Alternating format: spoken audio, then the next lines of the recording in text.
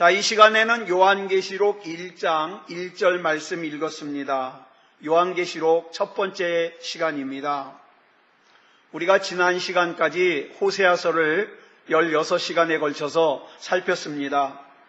오늘부터는 요한계시록을 살펴볼 텐데요. 제가 가만히 계산을 해보니까 약 1년 반쯤 우리가 살펴봐야 될 것 같아요. 좀 더 자세하게 살펴보려고 합니다. 무슨 이상한 비유 같은 거 하지 않고 정말로 요한계시록이 말하는 게 뭔가 이걸 우리가 살펴보려고 합니다. 전에도 말씀을 드렸습니다마는 요한계시록, 성경 66권 중에서 가장 오해를 많이 받는 책이 두 권이 있습니다. 하나는 레위기라는 책이고 하나는 요한계시록이라는 책입니다. 레위기는 어떤 오해를 받느냐? 어려운 책이다, 지겨운 책이다, 이런 선입견이 있어서 오해를 받습니다. 근데 사실은 그렇지 않아요. 이 레위기는요, 히브리서와 그 다음에 출애굽기 이런 성경들을 갖다가 연결해서 보면은요, 참 재미있는 책입니다. 나중에 레위기도 한번 처음부터 끝까지 살펴보겠습니다. 또 하나 오해를 받는 책이 이 요한계시록이라는 책인데, 요한계시록 그러면 어떤 느낌을 받느냐? 무섭다, 두렵다, 함부로 보면 안 된다, 이런 선입견이 있어요. 여러분, 우리가 요한계시록 그러면 생각나는 것이 뭡니까? 대번에 생각나는 게 짐승의 표, 666, 14만 4천, 휴거, 재림, 종말, 아마겟돈 전쟁, 이런 것들을 생각해요. 그래서 우리가 요한계시록 그러면 어떻게 오해를 해요? 무섭다, 심판을 받는다, 이런 생각을 합니다. 지난 1월 26일 날 미국의 대통령으로 당선된 도널드 트럼프가 취임 직전에, 대통령으로 취임하기 직전에 자기 SNS 인터넷에다가 핵무기에 관해서 이런 글을 올렸어요. 미국은 핵 능력을 강화하고 확장해야 된다. 그 짧은 글 하나 올렸어요. 그랬더니 미국 시카고 대학에 있는 지구 종말 시계가, 이 지구 종말 시계가 이제 밤 12시를 향해서 가는데 밤 12시면 세상이 끝난대요. 근데 지금 이 시계가 30초 앞당겨졌어요. 그래가지고 지금 현재 이 시카고 대학에 있는 지구 종말 시계는 11시 57분 30초입니다. 그러니까 지구 종말까지는 2분 30초 남았다는 거죠. 지금까지 이 지구 종말 시계가 약 20여 차례 수정이 있었는데, 그 중에 1953년에 11시 58분을 가리키면서 가장 종말에 근접했어요, 이 시계가. 그런데 우리가 이렇게 지구 종말 그러면 대번에 생각나는 성경이 요한계시록이에요. 그래가지고 이 요한계시록 그러면 무서운 책이다, 어려운 책이다, 이런 선입견을 가지고 있는데 그렇지 않습니다.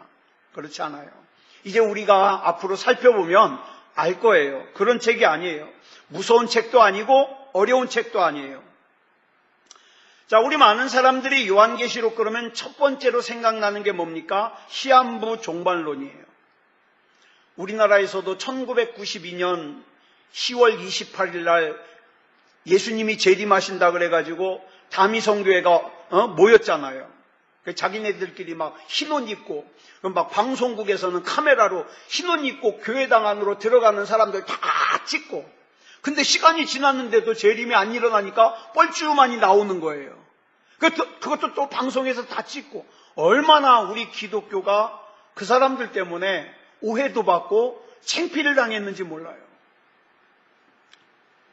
자, 근데 웃기는 것은 이런 시한부 종말론에 속은 사람들 중에 대학교 교수들도 있고요, 박사들도 있어요. 박사들도.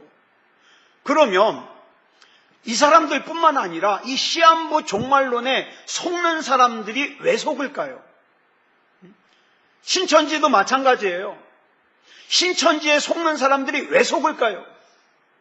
여러분, 이런 가짜들이 가장 대표적으로 주장하는 게 뭐냐면 자기네들만 구원받는다는 거예요.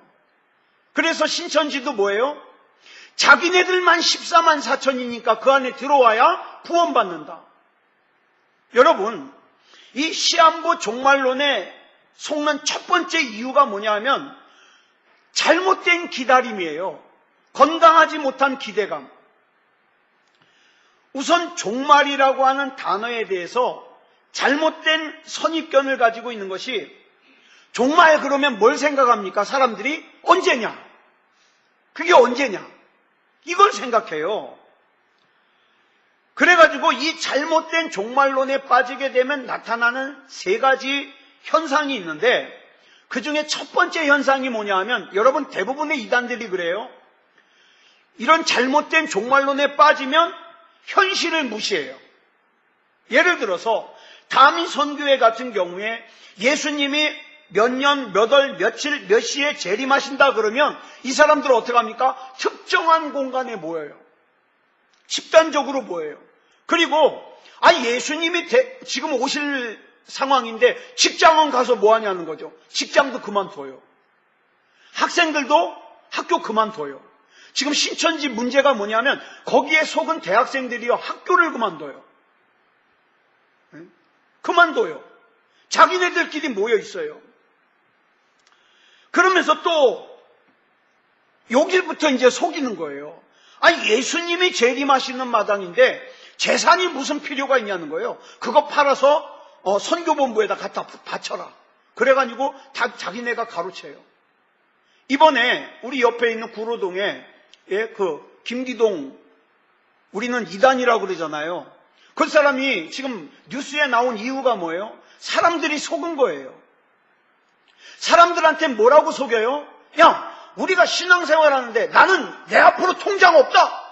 돈이 뭐가 그렇게 중요하냐? 그러고 나서는 뒤로는 뭐예요? 자기가 한 달에 5천 몇백만 원씩 갖다 쓴 거예요. 그리고 그 교회 전도사들 있잖아요. 약 70명, 80명 전도사들. 한 달에 50만 원 주는 거예요. 그러니 결혼한 전도사들이 그걸 가지고 어떻게 써요? 그러니까 동사무소에 가가지고 뭘 신청을 해요? 도움받는 거 있잖아요.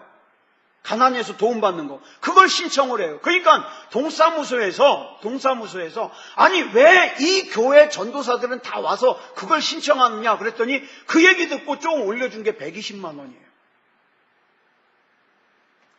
이런 일들이 일어나요. 무슨 재산이 필요 있냐 그러면서 너희들 재산 다 팔아가지고 선교본부에 갖다 바쳐라. 실제로 제 친구 중에 하나 엄마가 이단에 속아가지고 가정이 풍비박산 났어요. 근데 이 친구가 저쪽 여수 이천 쪽에서 치과를 하고 있는데 이 친구는요 지금도 자기 엄마 때문에 지금도 교회 그러면 기독교 그러면 치를 떨어요. 전도를 할 수가 없어요. 지금 신천지에 빠진 아이들 중에도요 학업을 중단하고 그 다음에 현실을 놓아버리는 경우가 많죠. 이것이 잘못된 종말론의 가장 큰 병폐예요. 그 다음 두 번째, 잘못된 종말론에 빠지게 되면 비상식적이 돼요. 이단의 대표적인 특징이 뭡니까? 비윤리적이에요. 부모와 자식 간의 관계를 다 어떻게 해요? 끊어버려요. 부모도 못 알아보게 만들고, 그죠? 자식도 못 알아보게 만들고, 이상하게 그렇게 만들어버려요. 그 다음에 잘못된 종말론에 빠지게 되면 나타나는 세 번째 현상은 이단에 빠지게 됩니다. 이건 뭐 당연하죠. 잘못된 길로 가니까 이단에 빠지게 되죠. 그래서 이 이단에 한번 빠지면 빠져나오기가 쉽지 않은 거예요. 자, 그러면 이건 이제 잘못된 종말론에 빠지면 그런 거고, 건강한 종말론은 뭐냐? 건강한 종말론. 여러분, 우리가 저 이단들이 종말론 가지고 저렇게 거짓말한다 그래서 우리가 그러면 종말 자체를 부정하면 안 돼요. 종말은 반드시 있습니다. 예? 근데 종말이 반드시 있다 그래서 우리가 두려워할 필요가 없다 이 말이에요. 자, 그러면 우리가 종말을 대하는 관점이 뭐가 돼야 되느냐? 우리는 그 종말이 언제냐에 관점을 두면 안 돼요.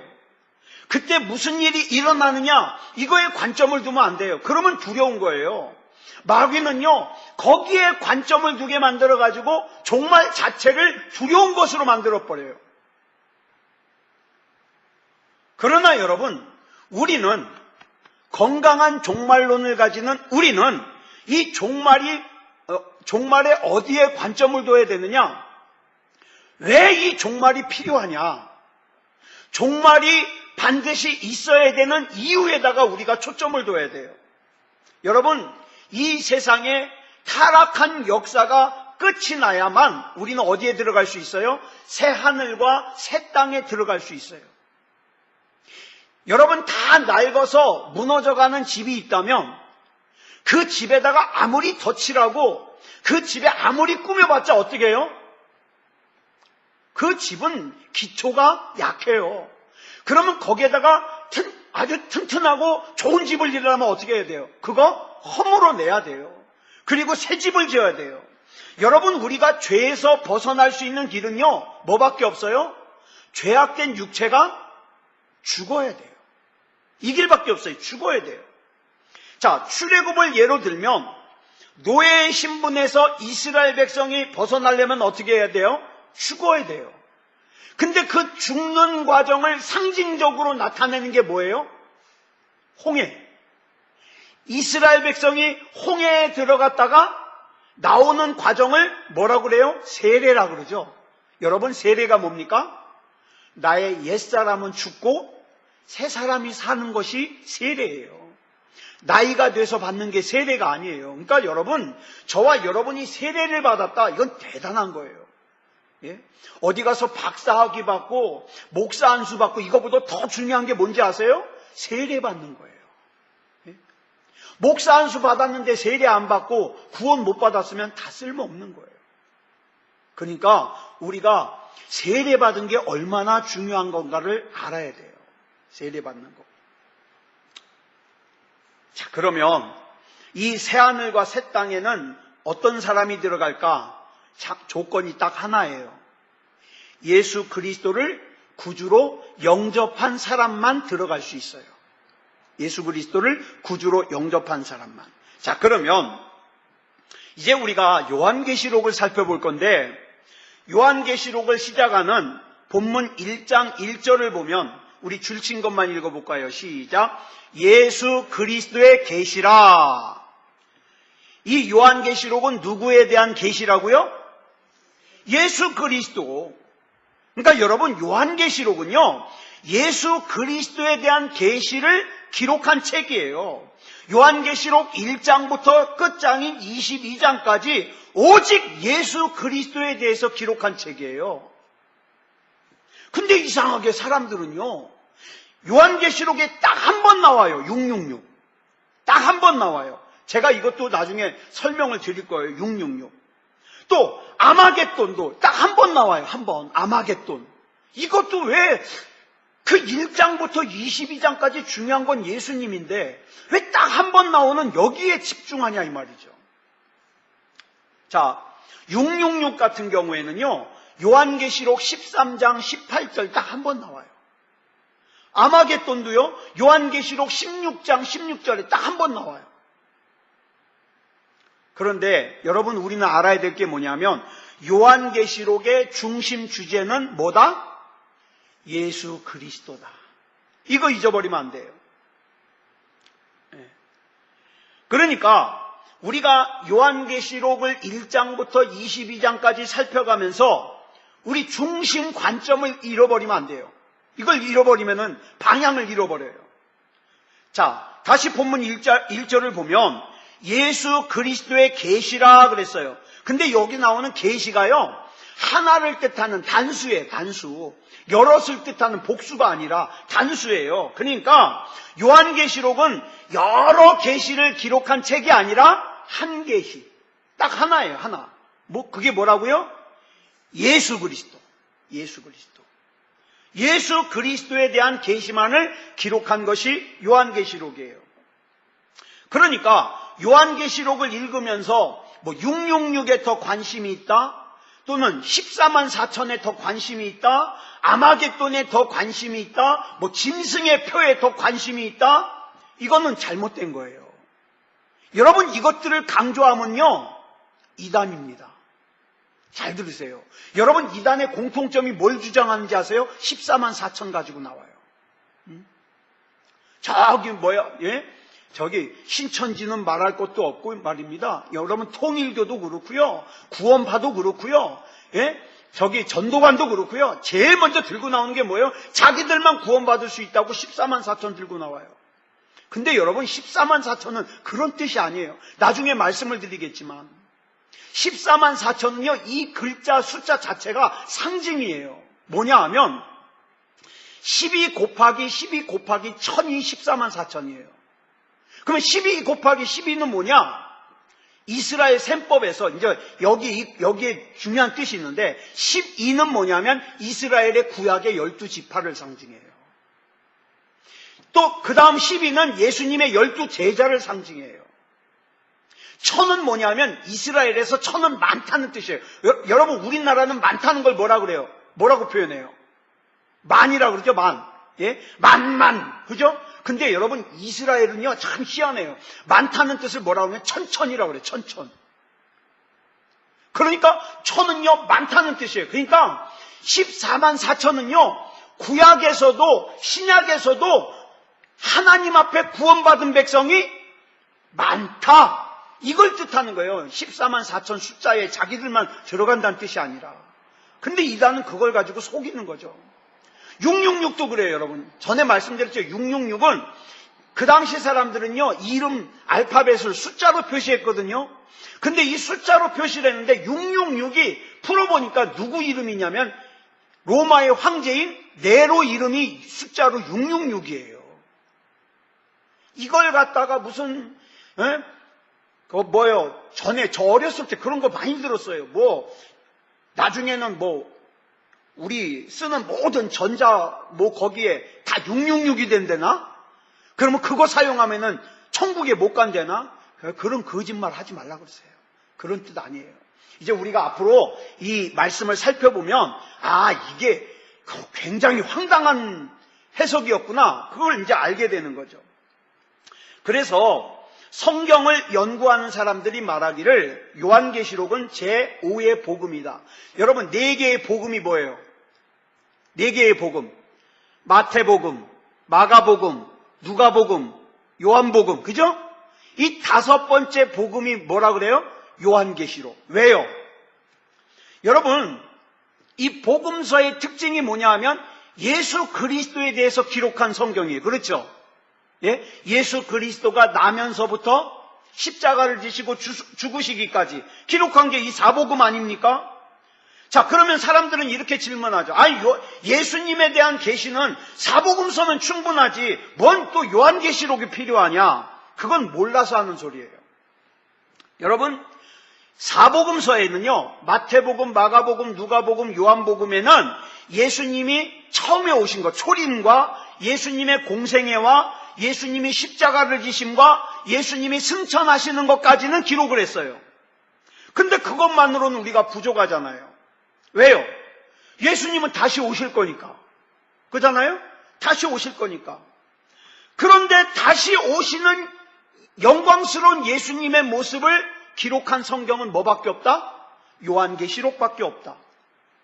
자, 그러니까 여러분, 물론 설명은 드리겠지만 666에 그렇게 관심 뺏기지 마십시오. 마귀 장난이에요. 아마겟돈 전쟁에 마음 뺏기지 마십시오. 14만 4천에 마음 뺏기지 마십시오. 제가 엊그저께 저희 아버지께 전화를 드렸어요. 아버지, 건강하시죠? 그랬더니 대번에 하신다는 말씀이, 그래, 건강하긴 한데 이거 이러다 전쟁 나는 거 아니냐? 그래서 제가 그랬어요. 아버지, 전쟁 나면요 이쪽도 저쪽도 다 죽습니다. 김정은이가 아무리 돌대가리로서니 그거 모를까요? 전쟁 안 나요.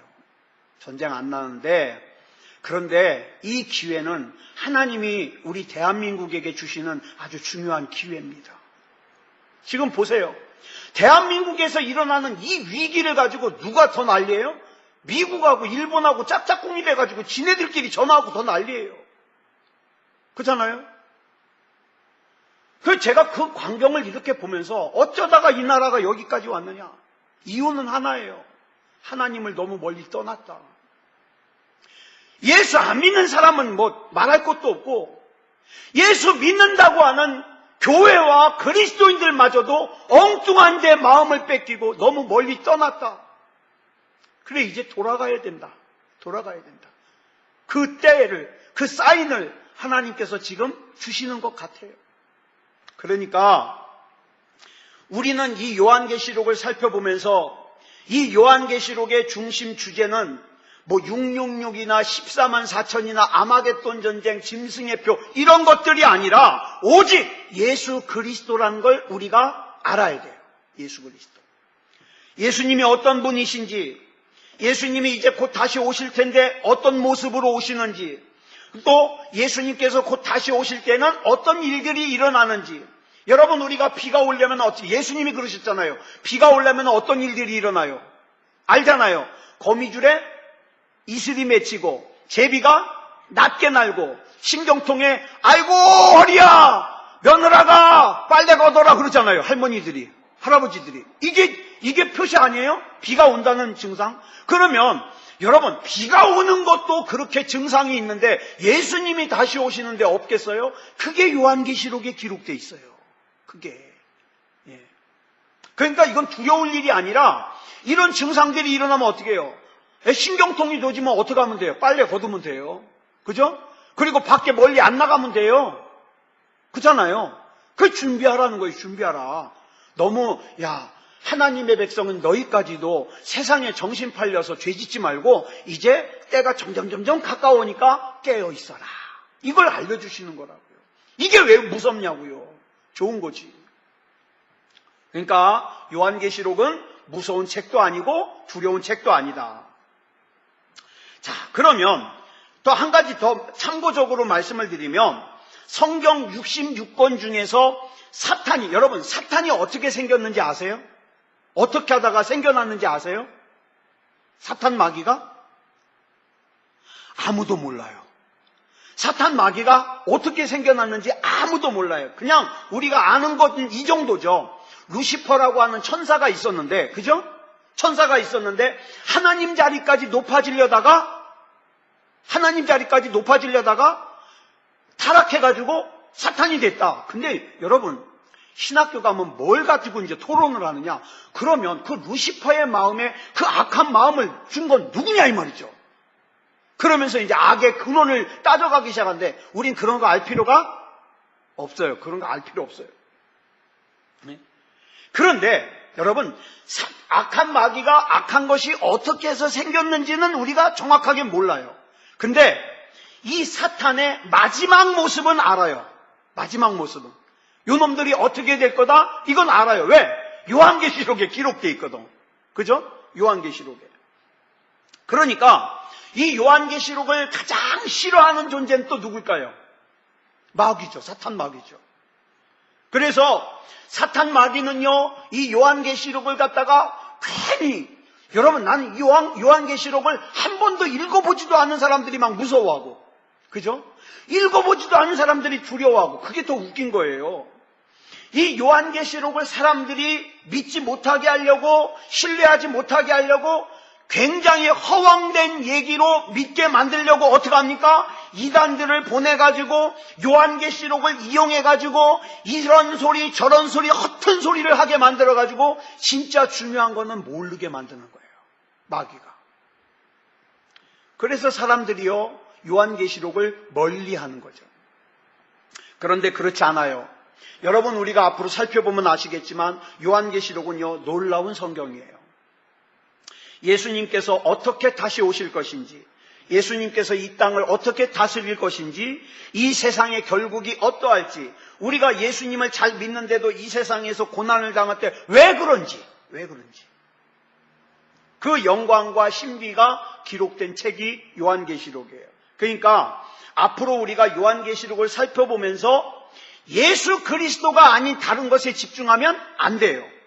자, 우리는 여러분 이걸 전제로 탁 담아두세요. 우리가 요한계시록 이제 1장부터 22장까지 쭉 살펴보면서 핵심 주제는 예수 그리스도다. 예수 그리스도다. 그 다음에 여러분 우리가 어떤 책을 읽을 때 특별히 우리 성경 같은 경우에는요, 성경에는요 절대 진리가 있고 상대 진리가 있어요. 절대 진리가 있고 상대 진리가 있어요. 이게 굉장히 중요해요. 무슨 말이냐면 절대 진리라는 것은요, 모든 사람, 모든 시간, 모든 장소, 모든 문화, 모든 상황, 어떤 조건 속에서도 절대 변하면 안 되는 게 절대 진리예요. 사람 얼굴 색깔이 달라졌다고 우리는 누르스름하니까 예수님이 우리 구주지만 저 허여스름한 사람한테는 아니야. 그러면 안 돼요. 예수 그리스도는 누르스름한 사람에게도 구주고 새까만 사람에게도 구주고, 그죠? 허여멀건한 사람한테도 구주고, 이거는 변하면 안 돼요. 또 문화가 달라졌다고 변하면 안 돼요. 이거 절대 진리는. 또 시간이 달라졌다고 변하면 안 돼요. 1000년 전에도 2000년 전에도 똑같아요. 이게 절대 진리예요. 그리고 아프리카에 있는 사람이나 유럽에 있는 사람이나 아시아에 있는 사람이나 다 동일하게 적용되는 것이 절대 진리예요. 예를 들면 절대 진리 예를 들면 예수님은 하나님이시다. 절대 진리예요. 이건 변하면 안 돼요. 구원은 오직 예수님을 믿음으로서만 받는다. 이게 절대 진리예요. 근데 이 절대 진리를 시간이 바뀌었다고, 장소가 바뀌었다고, 사람이 바뀌었다고 변하면 안 돼요. 근데 요즘 세상에, 우리가 살고 있는 이 세상에 자기네들이 조금 똑똑해졌다고 이 절대 진리를 바꿔요. 실제로. 그것도 어디서? 신학교에서. 누가? 신학교 교수가. 실제로. 자, 그러면서 이런 얘기를 하는 거예요. 이 절대 진리를 상황에 따라서 바뀌는 상대 진리로 바뀌면서 뭐라 그러냐면, 그래, 맞아. 예수님이 구주가 맞지 뭐. 그렇지만 꼭 예수님만 구주는 아니야. 그러면서 뭐라 그래요? 다른 종교도 인정해줘야지 라고 얘기해요. 굉장히 마음이 좋은 것처럼 하면서 뭡니까? 절대 진리를 상대 진리로 바꿔버리는 거예요. 이건 아닙니다. 아니에요. 그래서 저쪽에 있던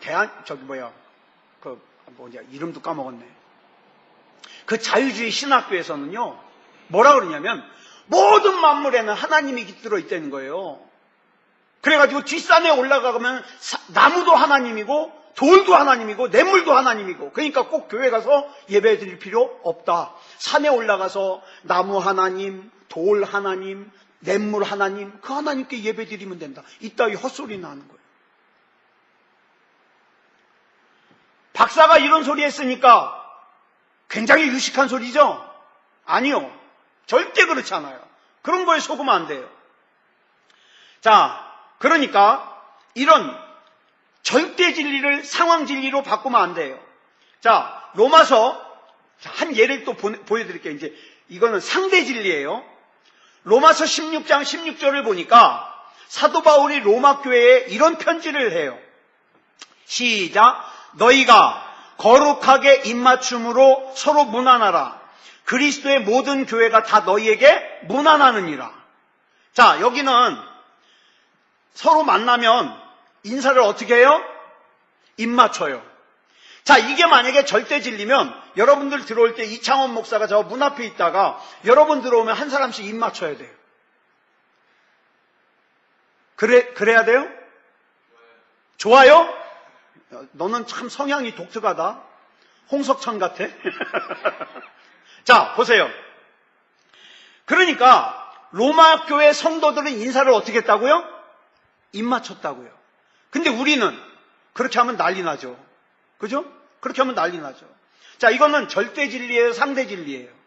예, 상대 진리예요. 이걸 절대 진리로 하면 안 돼요. 근데 이것이 만약에 성경에 기록되어 있으니까 이건 절대 진리다. 큰일 나는 거예요. 그죠?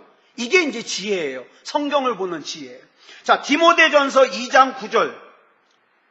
이건 예전에 제가 전도사 때 질문을 받은 거기 때문에 제가 이 말씀을 드리는 거예요. 시작.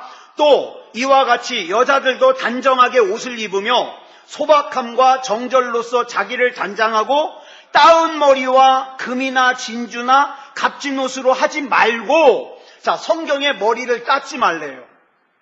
근데 머리를 따고 교회를 온 애가 이 말씀을 본 거예요. 그래가지고 와서 물어봐요. 전도사님, 교회 머리 따고 오면 안 돼요? 뭐라고 대답할까요? 안 된다 그럴까요? 그럴까요? 된다 그러면 성경에는 안 된다 그랬는데 뭐라고 설명할까요? 그래서 이 절대 진리와 상대 진리를 알아야 되는 거예요. 자, 머리를 따면 안 된다. 절대 진리예요, 상대 진리예요? 이건 상대 진리예요. 상대 진리예요. 그러므로 절대 진리는 절대 진리로 해석을 해야 되고 상대 진리는 상대 진리로 해석을 해야 돼요. 만약에 절대 진리를 갖다가 상대 진리로 해석하면 아까 말씀드린 대로 우리는 절대 진리가 뭐예요? 예수님만이 구주다. 그랬는데 이걸 상대 진리로 해석을 해가지고 무슨 예수님만 구주냐? 부처님도 또 마호메트도 다 구주지. 이러면 이제 이거는 문제가 되는 거예요. 문제가 되는 거예요. 네.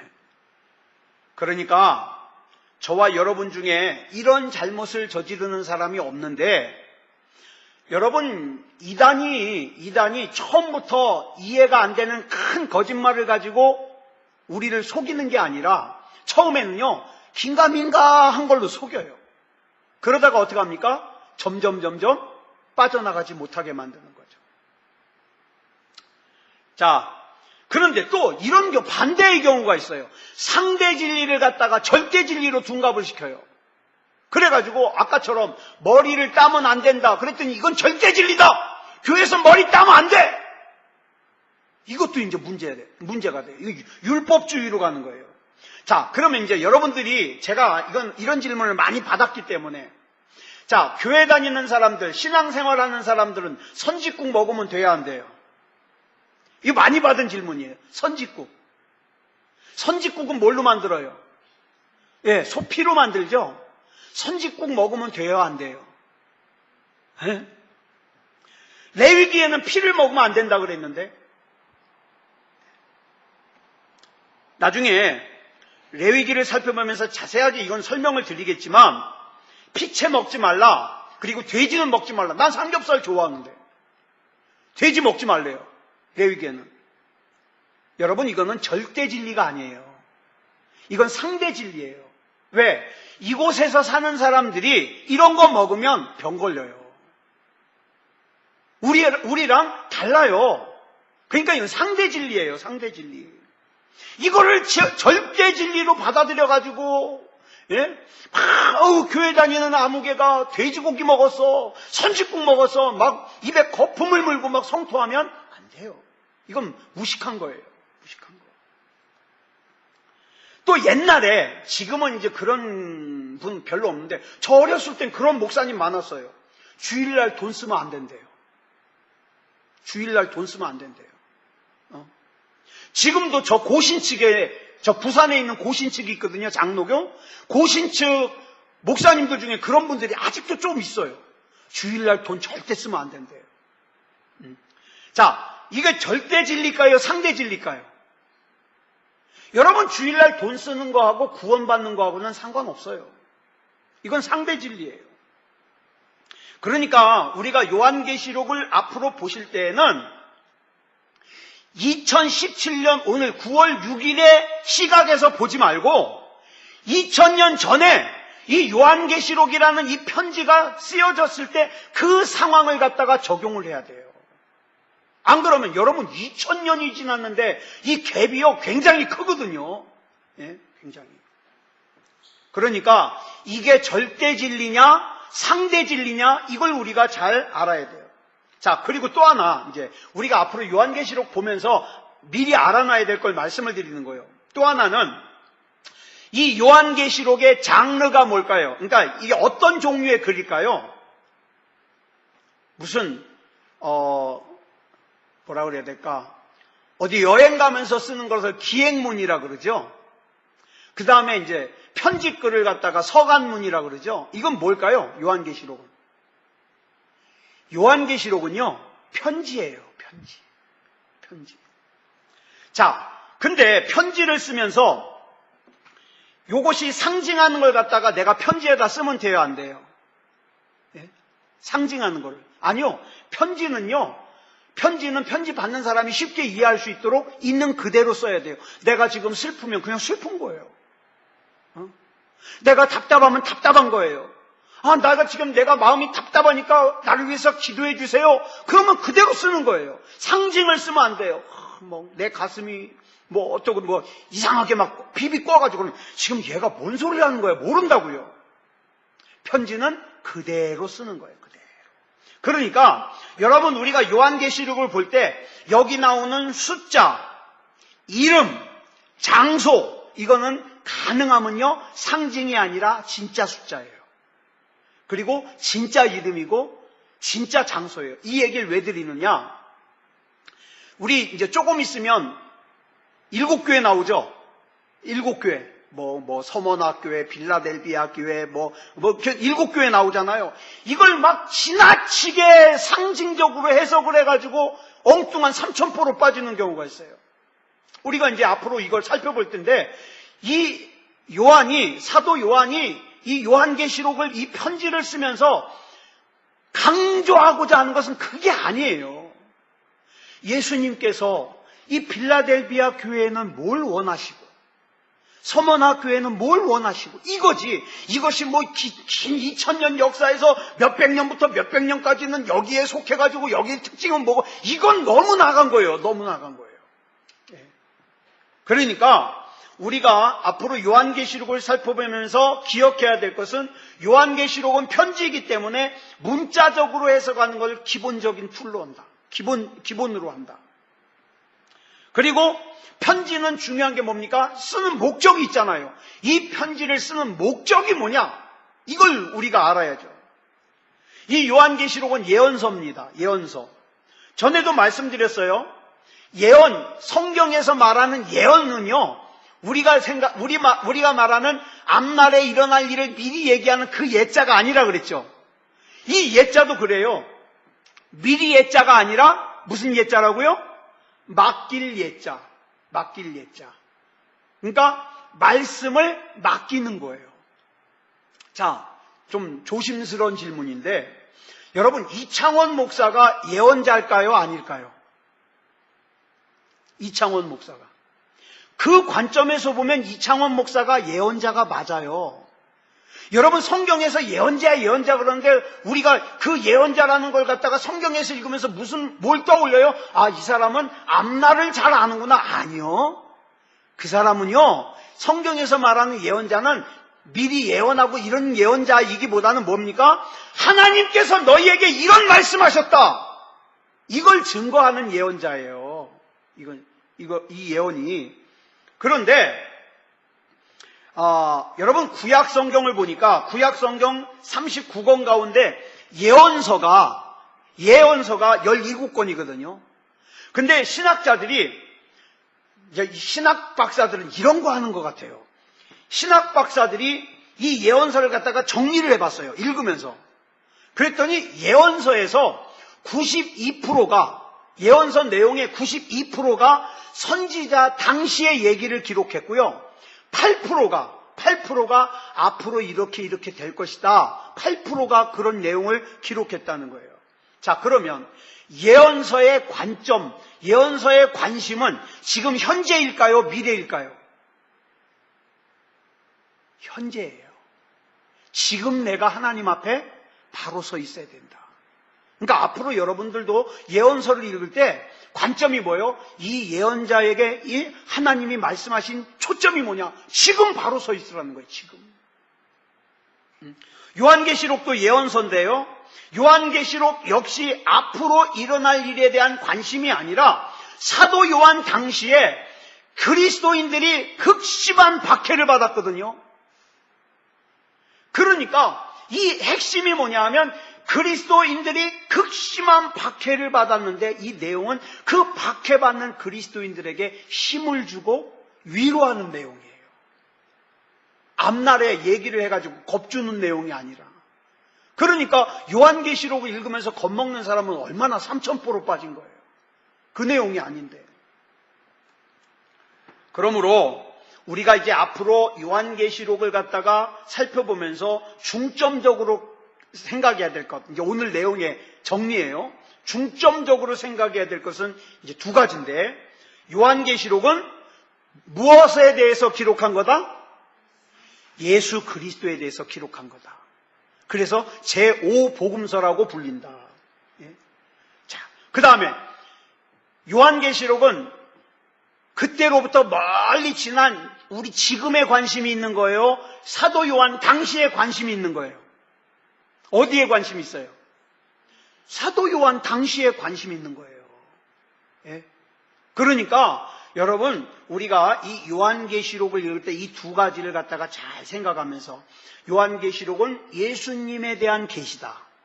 그 다음에 또 하나는 사도 요한 당시에 극심한 박해를 받아서 죽임을 당하고 핍박을 당하고 재산을 뺏기고 쫓겨나서 두려움에 떨고 있는 그리스도인들에게 하나님이 주시는 말씀이다.